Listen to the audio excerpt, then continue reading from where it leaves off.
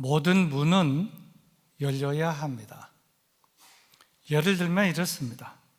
입학의 문은 열려야 하고, 직장의 문도 열려야 하고, 사업의 문도 열려야 하고, 결혼의 문도 열려야 하고, 행복의 문도 열려야 하고, 또 전도의 문도 열려야 하고, 모든 문은 다 열려야 합니다.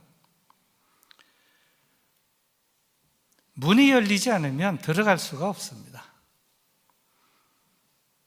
그런데 그 어떤 문보다 가장 중요한 문, 가장 열려야 하는 문은 무슨 문인가 하면 하늘문입니다.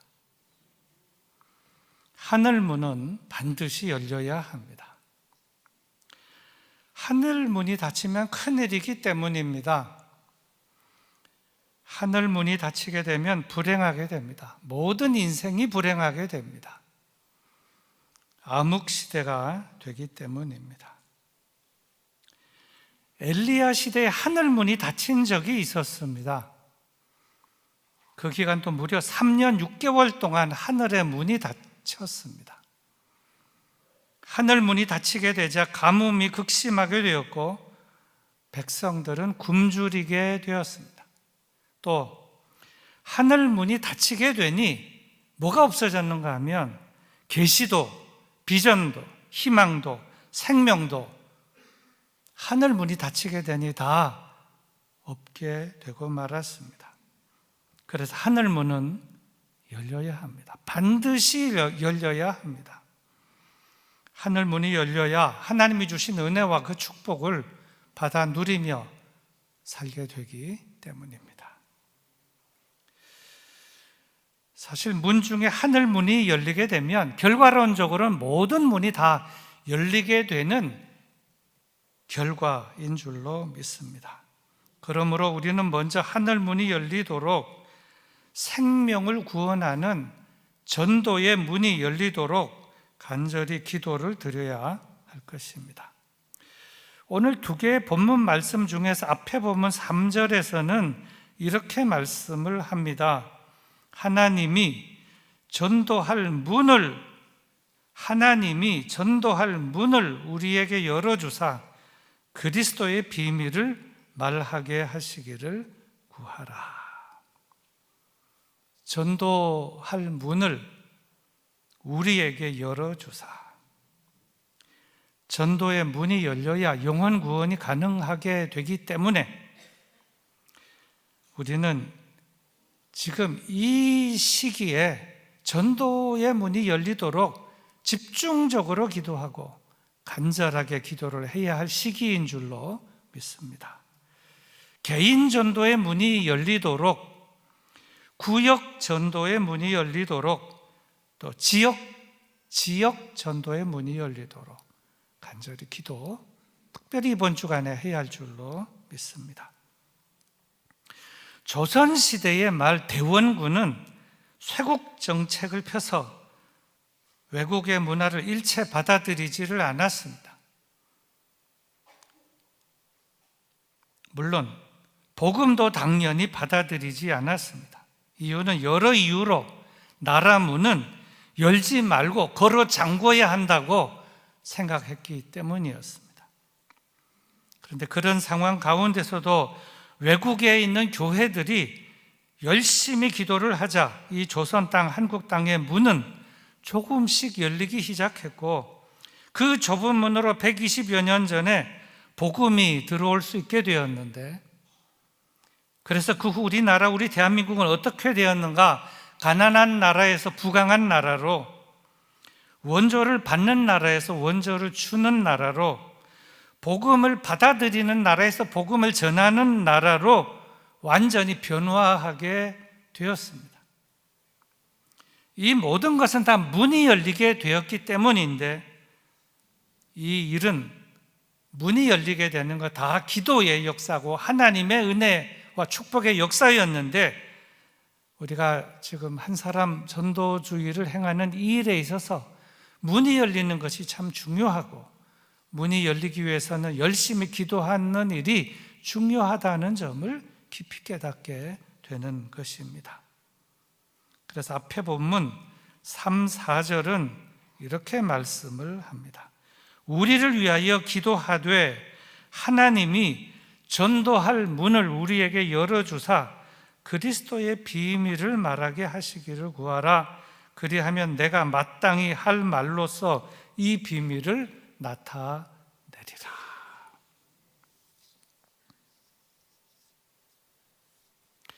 우리를 위하여 기도하고 간구하라. 전도하는 전도자들을 위하여 간절히 간구하라는 말씀인데 우리는 이렇게 기도를 해야 할 것입니다. 복음을 전하는 전도자들의 입의 문을 열어주시고 복음을 듣게 될 VIP들의 마음 문도 열어주시어 전도자들은 마땅히 할 말을 하게 하시고 VIP들은 듣게 될 말을 마땅히 듣게 하시어 풍성한 열매가 맺어지게 하여 주시옵소서. 이렇게 기도를 정말 집중적으로 간절하게 이번 주간에 해야 하겠습니다. 또한 오늘 두 번째 본문 말씀 중에 7절부터 9절의 말씀은 이렇습니다.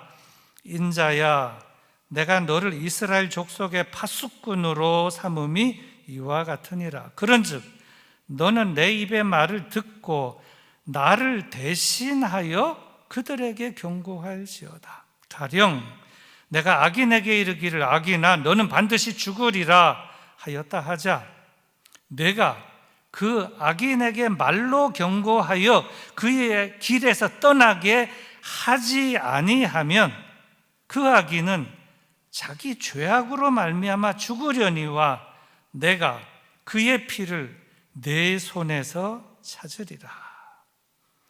그러나 너는 악인에게 경고하여 돌이켜 그의 길에서 떠나라고 하되 그가 돌이켜 그의 길에서 떠나지 아니하면 그는 자기 죄악으로 말미암아 죽으려니와 너는 내 생명을 보전하리라. 무슨 말씀인가 하면 하나님의 백성은 시대의 파수꾼이기 때문에 그 시대 속에서 파수꾼의 사명을 잘 감당해야 한다. 말하라 그러는데 말하지 않으면 그 죄값 피값을 너에게서 찾겠다. 말하면 너에게서 찾지 아니하겠다. 이런 말씀인 것입니다. 예를 들면 이렇습니다. 어떤 나라가 전쟁으로 수년 동안 어려운 상황 속에 처하게 되자 전쟁터에 나가서 열심히 싸우는 병사들도 있었지만 일반 백성들은 집에서 또 굴 속에 들어가 그 어려운 시대 속에 숨어 지내는 사람들도 있었는데 그러다가 전쟁이 다 끝났음에도 불구하고 아무도 그 숨어 지내는 사람에게 야 전쟁이 끝났다 하는 걸 알려주지 않아서 계속 동굴에 살다가 나중에 한참 뒤에 발견된 사람이 있었습니다. 그는 한 일본 군인으로 그의 이름은 요코이, 위치는 남태평양 괌섬의 모 동굴이었습니다.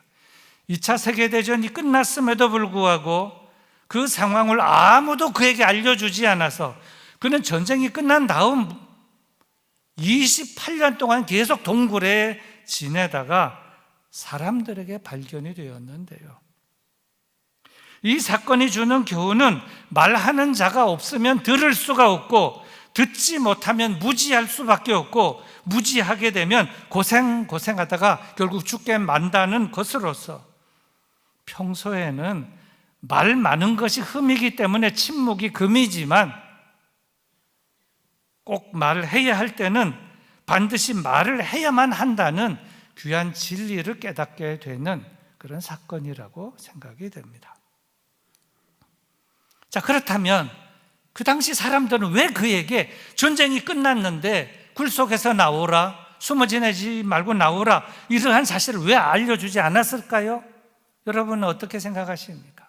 왜 알려주지 않은 것입니까? 전쟁이 다 끝난 걸 다 아는데.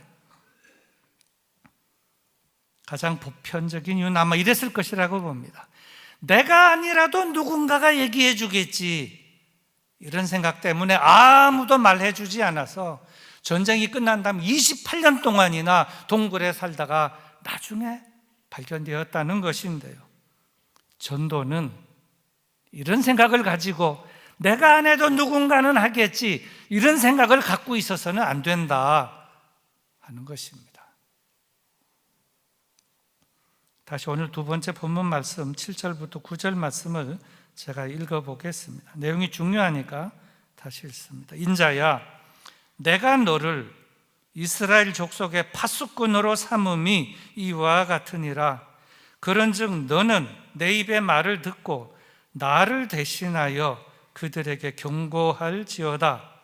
가령 내가 악인에게 이르기를 악인아 너는 반드시 죽으리라 하였다 하자 내가 그 악인에게 말로 경고하여 그의 길에서 떠나게 하지 아니하면 그 악인은 자기 죄악으로 말미암아 죽으려니와 내가 그의 피를 내 손에서 찾으리라. 그러나 너는 악인에게 경고하여 돌이켜 그의 길에서 떠나라고 하되 그가 돌이켜 그의 길에서 떠나지 아니하면 그는 자기 죄악으로 말미암아 죽으려니와 너는 내 생명을 보전하리라. 이 말씀 파수꾼의 사명이 얼마나 중요한가 하는 점을 우리들에게 가르쳐주고 있는 것입니다. 말해야 할 사람이 파수꾼이 말해야 할 사명을 제대로 수행하지 못하면 인명피해가 생기고 영토도 빼앗기고 그러다가 잘못하면 나라도 망하게 된다는 것인데, 만일 그렇게 되면 그 책임은 누구에게 묻게 되는가? 말하지 않는 사람, 파수꾼의 책임을 다하지 않는 사람에게 그 책임을 반드시 묻는다. 이것을 전도라는 관점에서 보아도 그 의미는 똑같다, 이러한 말씀이라는 것입니다. 설교의 결론입니다. 인터넷 프로그램, 탈북자 프로그램 중에 여러분 다 보셨겠습니다마는 이만갑이라는 프로그램이 있습니다. 이만갑, 이제 만나러 갑니다. 약자를 써서 이만갑입니다. 탈북하기 전에는 이런저런 생각으로 많은 고민을 했고 그 후에 목숨을 걸고 탈북해서 한국에 와서 살다 보니 너무너무 좋아서 탈북자들과 얘기를 좀 하고 싶고, 또 미처 탈북하지 못했지만 북한에 있는 가족들과 친구들 혹시 이 프로그램을 볼까 해서 이 프로그램에 나가서 이렇게 대화를 하면 이것이 대화도 되고 또 이 동영상이 북한으로 가게 될 것을 예상을 하고 이제 만나러 갑니다 하는 프로그램이 이만갑이라고 하는 프로그램입니다. 제가 여러 번 좀 보았습니다. 이 프로그램은 많은 사람들에게 감동을 주었고 또 그 후에 이 프로그램 점점 다양화하고 발전해서 여러 후속 작품들이 나오게 됐는데, 이제는 말할 수 있다, 이제는 말하고 싶다, 이제는 말하려 한다, 이런 것들도 나오게 됐습니다. 그러다가 이 프로그램 완전히 적극적으로 변했는데 이렇게 변했습니다. 이 말갑, 이제 말하러 갑니다. 이젠 말하러 갑니다, 이런 겁니다. 무슨 말인가 하면 이 만갑에서 이 말갑으로 바뀌었다는 겁니다. 이제 만나러 갑니다 해서 이제 말하러 갑니다.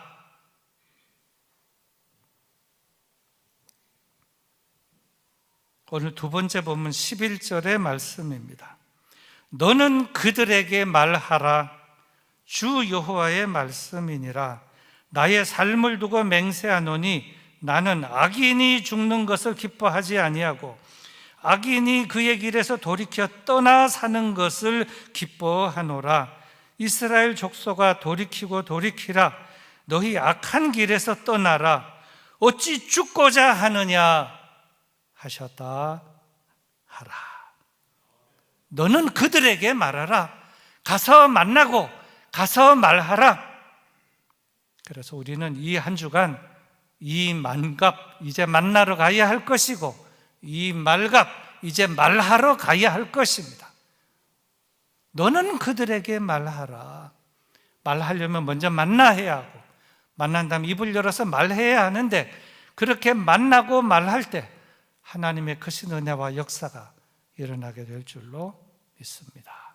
우리 다 같이 기도하겠습니다. 조용히 말씀을 들으면서, 들은 말씀을 생각하면서 조용히 기도하도록 하겠습니다. 기도합시다.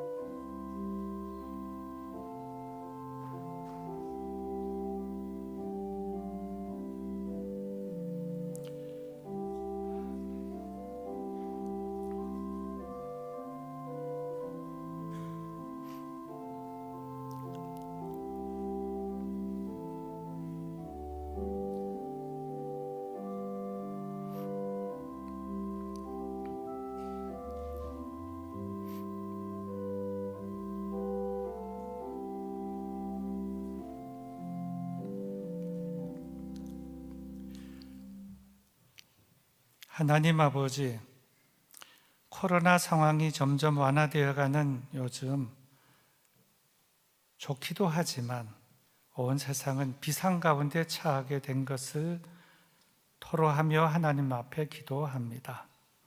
학교도 비상이고, 식당도 비상이고, 회사도 비상이고, 또 모든 교회들도 비상입니다. 흐트러진 자세를 고치느라 비상이고, 매출이, 사업이 어려워진 것을 다시 회복하느라 비상이고, 침체되었던 교회, 사역, 활동, 전도 다시 추스리고 회복하기 위해서 비상입니다. 하나님, 저희 교회도 비상입니다. 그래서 한 사람 전도주의를 선포하고 또 이제 한 주간 남았습니다. 집중해서 기도하고 간절히 기도하고 만나러 가고 말하고 저들을 모셔오고 하나님을 기쁘시게, 교회를 교회되게 우리가 다 이 한 주간 집중, 진력하게 하여 주시옵소서. 예수님의 이름으로 기도드리옵나이다. 아멘.